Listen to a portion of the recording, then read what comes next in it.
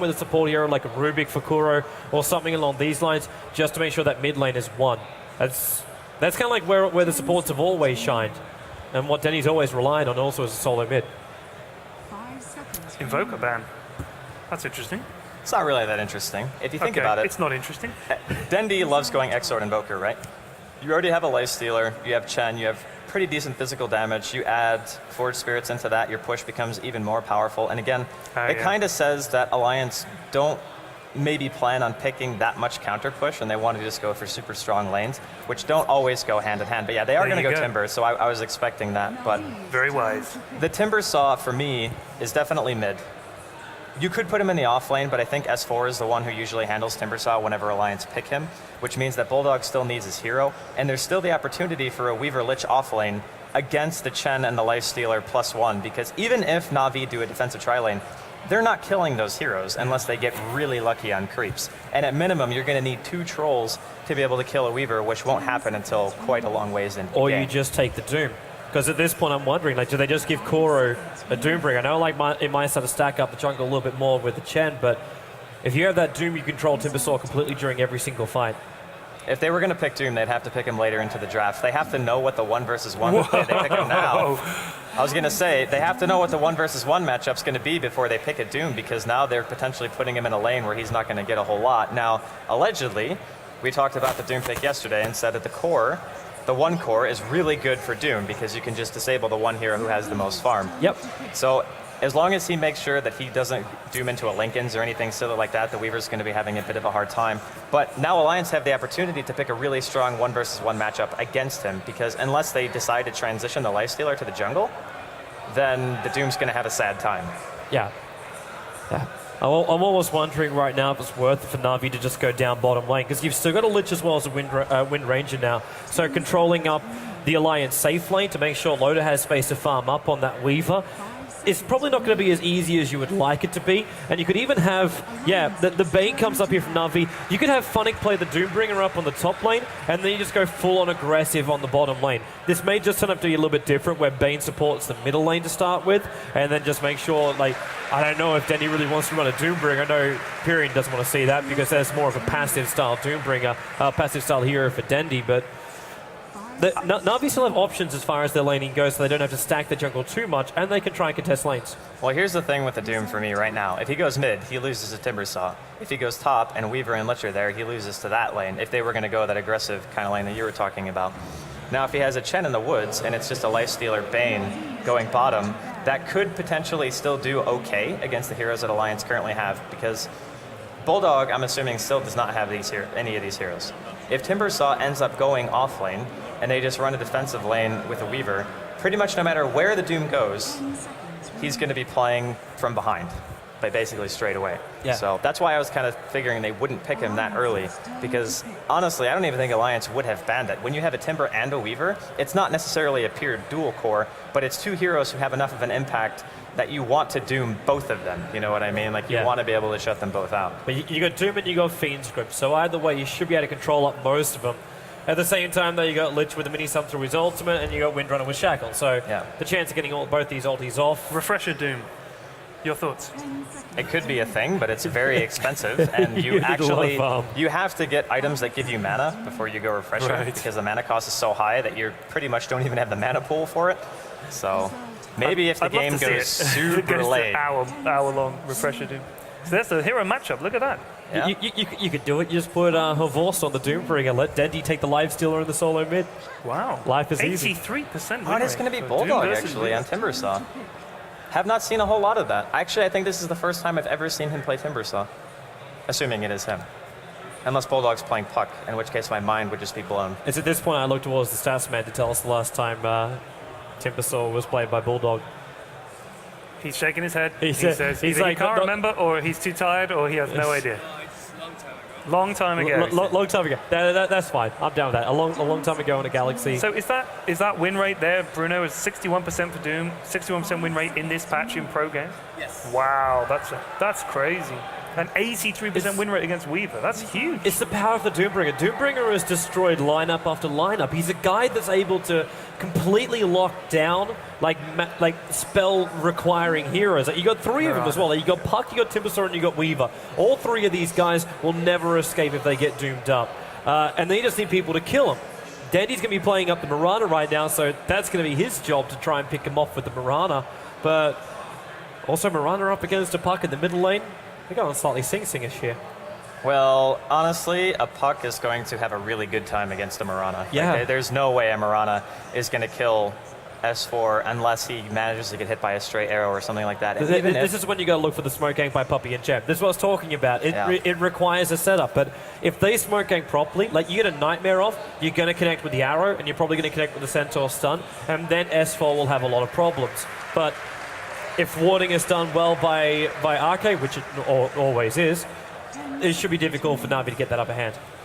I really like Alliance's draft a bit better here, just overall, because they have enough damage to where you can pick off even heroes like Havost. If you get a good initiation with the Silence, Timbersaw's damage follow-up is absurd. Normally you would say Timber's not so great against Lifestealer because Rage negates 100% of the damage that he can do to you.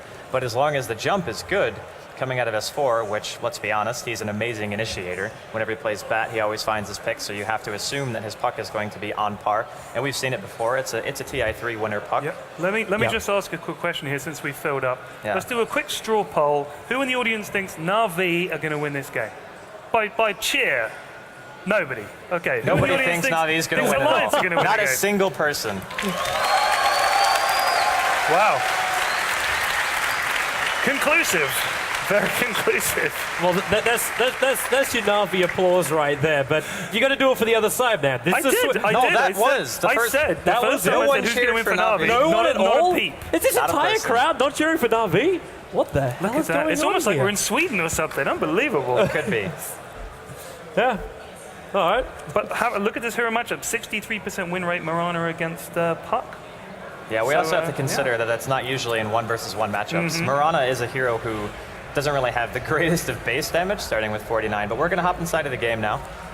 Everyone's got their hero's pauses. Been resumed. Yeah, they were waiting until the lights were turned off so they could actually see properly.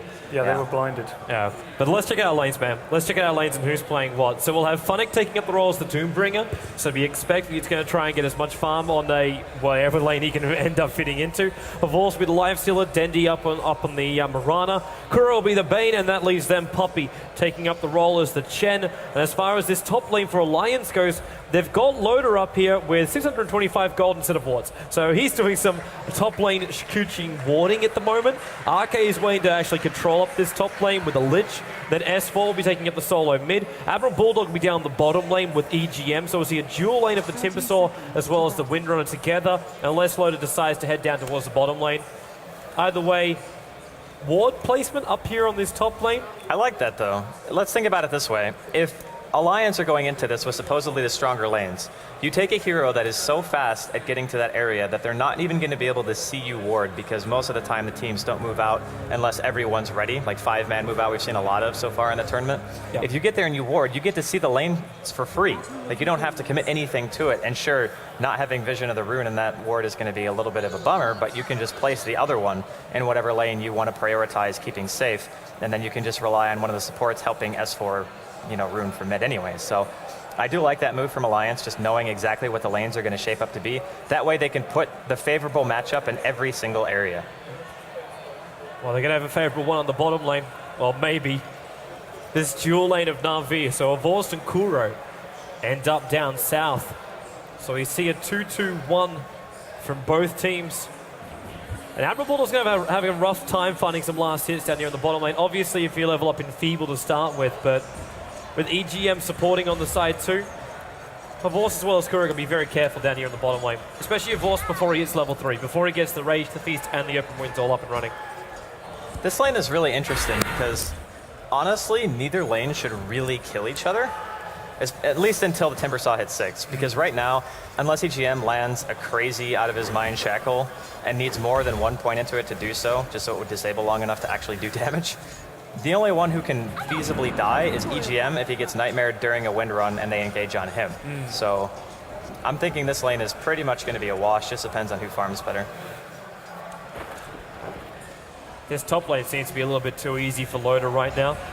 At the same time, you kind of expect that, though. Like, it's still a 1v2 situation on this top lane, but you've got Devour also coming up from the Doombringer, so he's still pulling in his gold whenever something comes around, and Chen, like, you knew it too. He's going to be pulling levels out of the jungle, and he also finds one creep, but it's not the creep I would have expected from Puppey.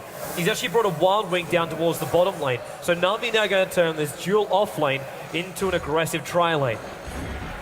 Well, if you think of it this way, putting the Tornado top would be annoying, but it wouldn't win Funnick the lane, and if they only wanted him for using Doom anyway, then there's no real reason to try and help him out. He's a little bit further out right now. Kuro, he's got Nightmare available, so they're going to try and set up with this one. Avors has open wounds leveled up, and they're trying to body block him in. Windrun will work and try and keep him away. The body block still working from Avors, and they got first blood.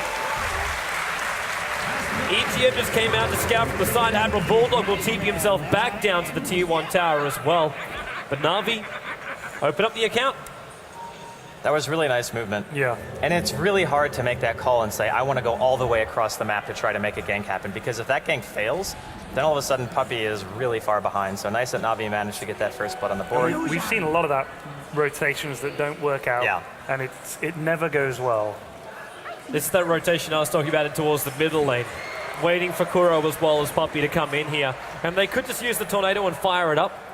Obviously, middle lanes have been destroyed by tornadoes many a time. It's Harpies as well as Wild Wings. Oh, he's sending the courier up by the Ancients.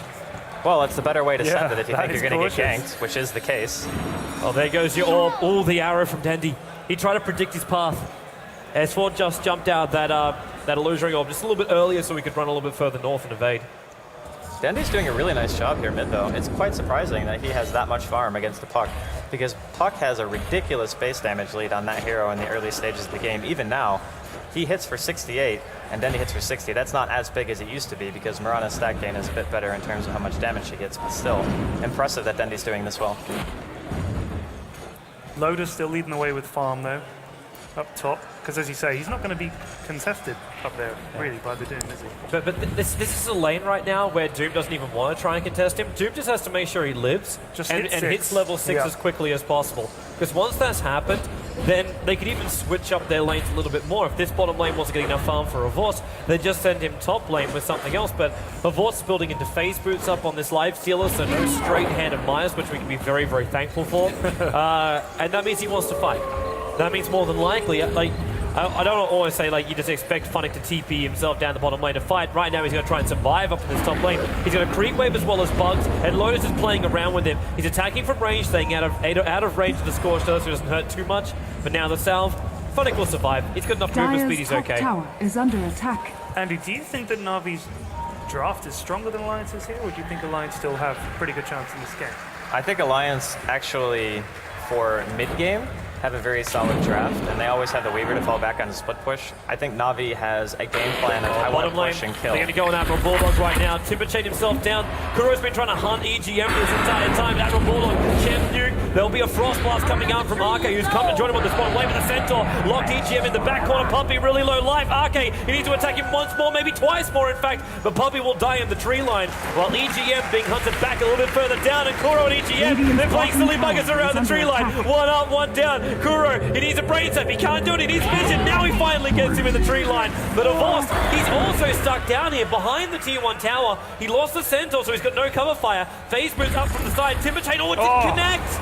Avos didn't have anything else to really help out here. Maybe he had the rage. How did the miss? That looked like it was bang on. It just wasn't big enough. It's level 1 Timberchain. Level 1 Timberchain, not so good. But the interesting thing here is that there's a lot of pressure being applied to the bottom lane, but this also means that S4 and Loda basically get to do whatever they want. Even though Dendy is slightly edging out S4 at the moment, the Puck's impact on the game is going to be very easy to execute. Like, you go in, you blink, you coil, silence. It's much easier than relying on landing something like an arrow unless you have a sleep to follow it up, which we're not sure is always going to happen. So for me, it's going to be if S4 can kind of bring the equilibrium back to bottom lane now that he's level 6. He's got a TP on top of that too. So whenever they try to dive like that again, they have to be wary that S4 is going to have coil. Kuro and Arke having a little bit of fun. Kuro's going to give himself a haste rune here. So he can do as much damage as he can, but with EGM turning around, that brain sap, Nightmare's up one. Kuro can escape with this, the midnight. Oh, man, nice. Shadow. Kuro will just run away. He solo kills with the haste rune. But Denny's also trying to make a play from this one. They know EGM was nearby, and Avors is just stalking him in the moonlight. And now he's going to open him up after body block him up a little bit. Now he opens up. And, well, Kuro comes in, brain sap, gets working his life back, but the Rana arrow will connect to get the kill. And now 6-1, Admiral Bulldog able to timber chain this time is long enough. Back down to top lane as well. Loda gets doomed. Funnick can almost kill him off with this. If he can stay close enough and keep that Scorched Earth going to work. One more auto attack. EGM's trying to stick with him. And Funnick, he's lost his Scorched Earth and EGM's trying to block it. He attempted the denial. Yeah.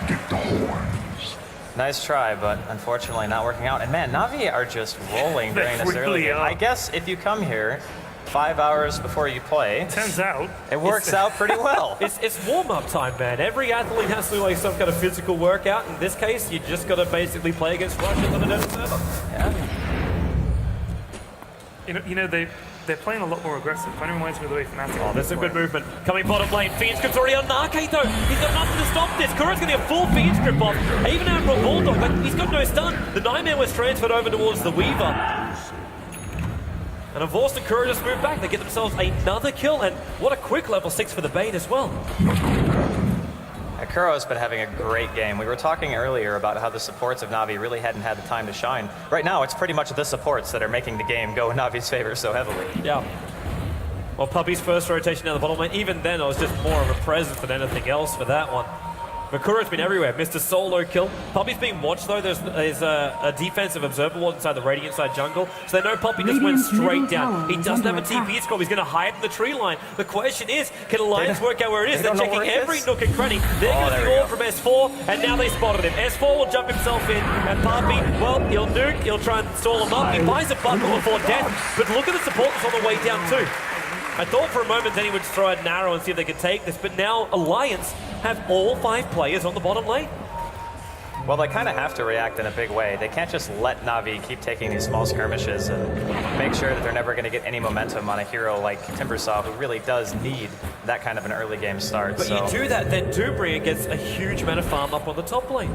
Well, they've already sent Bulldog up. They realize we want to try to prioritize our lanes in a way that Loda's going to get a little bit more. Even though he's the highest farmer, he is the one now, besides S4, that they're relying on to make sure that during the mid-game, they still have a foothold. Because if Navi get any farther ahead in terms of being able to get kills or start taking some tier 1s off the back of their ganks, then all of a sudden Alliance's map shrinks significantly, and they can't afford for that to happen right now. It's like top lane, they're going to try and give that one a shot again. Kuro, he tried to trigger the Fiend Strip onto Admiral Bulldog, but the Timber Chain was able to complete. I like that Bane pickup. I really do. I think Bane's a great hero. He's just one we haven't seen a lot anymore. I mean, he used to be picked fairly commonly when Lifestealer was the flavor of the month hero who actually always got in the draft. Right. We've seen a lot of bans on him, and sometimes people just ignore him completely, but he's seen in this game, and as taking the Bane, if you're Navi, it also takes away the potential for Alliance to counter your Lifestealer with a Bane.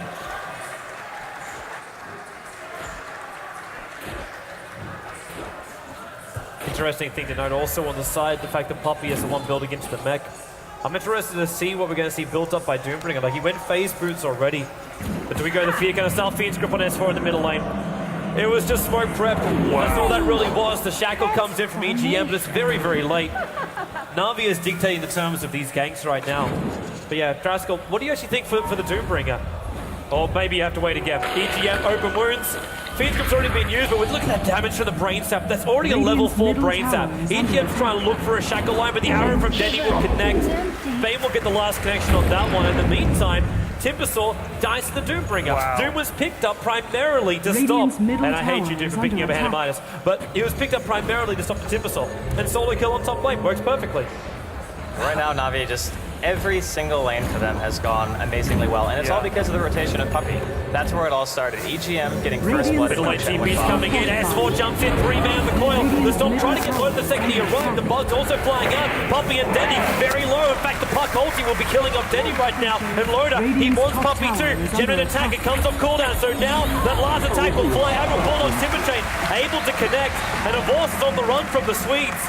moving down past the front of the Roshan pit, finishes up, would you believe, a hand of Midas, while running away from the rest of Alliance. But Loda, he won't give this up. Rage, TP out, they have no stuns that go through that immunity. Kuro will have to die here on the bottom lane. S4, oh, she missed timing that. He ended up going for the orbit and jumping into the rim, but Kuro Nice still face dies. shift. That was so good. Unreal. That is some sick awareness to know that he would try to brain sap to keep himself alive a bit longer, and he just phase shifts mid-animation. Very nicely done by S4. So we always say this, Alliance pick teams that can come back. Yeah. And that's what Navi always have to be aware of. When you buy a Midas on a Doom, it's not really that bad. Wow. Trespasser. Wow, the combination Infest, Storm, That Scream. damage. Yeah, incredible. There was a hero. Not anymore. It used to be there. And poor Loda. Like, what's he even going to do right now? He finishes up his ring of Aquila, and he's not even going into Hand of Midas. This is where I'm getting really concerned for, like, Alliance. If you look at the golden experience, like, it's over 5,000 gold already going the way of Navi. Even that last fight that looked like an Alliance was getting themselves back into this game, it just plateaued a little bit. The experience, it came up a little bit, but the trough still ended up going down. Well, the thing about Navi is they're, in my opinion, making the right call by going for Midases just because they know they're ahead. Their team doesn't really need a whole lot of core items, and Mirana especially. There's so many ways you can build the hero, and when you think about it that way, since you don't have one specific thing that you're going for, buying a Midas, getting the experience, and getting yourself farther ahead. Bottom lane, they're going to give this a shot. They need a shackle on Horse, but they shackle him. He's in the middle of the open. He rages up anyway. And Alliance, again, it's a 5-man gank, unsuccessfully, while DreamHack continues to farm up on the top lane. Come on, Funnick, you can just pick up a Radiance at this rate. They're not stopping him. They're not stopping him at all. He could actually come out of this fight with like a full AC ready to do a 5-man push. If I was him, I would just go Aghanims and just be like the that guy who goes Aghanims and runs at you. Yeah. It really is good in these situations though, because if Loda gets doomed, he can't run faster than you. All you have to do is get a Taskmaster creep and use Scorched Earth and you just chase him to the ends of the earth. Yeah. This bottom Which lane, one is the Taskmaster? Radiant's top tower It's the has fallen. Kobold camp, the one that has the whip. Oh, right. Yeah, that gives you movement speed. I'm not quite sure about this trade from Alliance right now. Like, there's a gank that's prepping itself up for middle lane. Kuro's on his way in. If he gets his Fiend Script, Loda is dead. But Loda, he runs up towards the high side. And then onto the other side of the tree line, while on bottom lane, Dendy gets moved down. Wind Ranger with a power shot, able to finish off the job. Dendy was really playing with fire down there. Like, he attempted a denial on the tier 1 tower before. He kept himself so close, but there's no one to support because Navi, like, they had a Vorce inside the Radiant jungle farming up. They had Doombringer who keeps using his own jungle on the top lane to farm up. Puppy who's deeper inside of his jungle. Kuro rotates up towards the top lane now, and this time he needs a Fiend Script, and now he gets it too. Lotus locked in position. They may not have to commit to Doom because it's through the Centaur Stomp, and there she goes, and ASUS level death. There goes the Weaver on the top lane.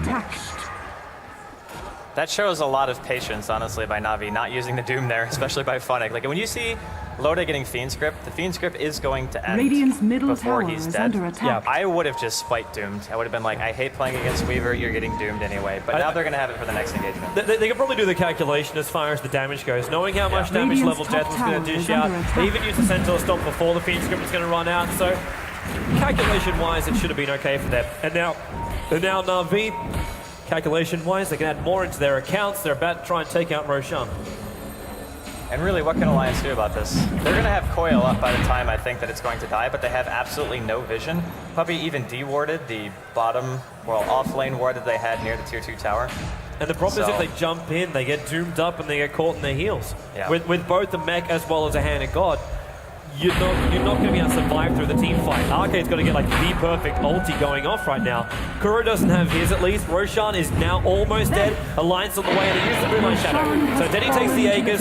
The bugs come in a little bit too late. Sentry wards go down from both. They're actually both visible to each other. An arrow flies up, hits EGM. It's a good stun as well. Where's the Doom? It's actually silent on Bunny, so he can't do it. They're literally bouncing down. Kuro's dead. That ulti from S4 really controlling Navi during that time.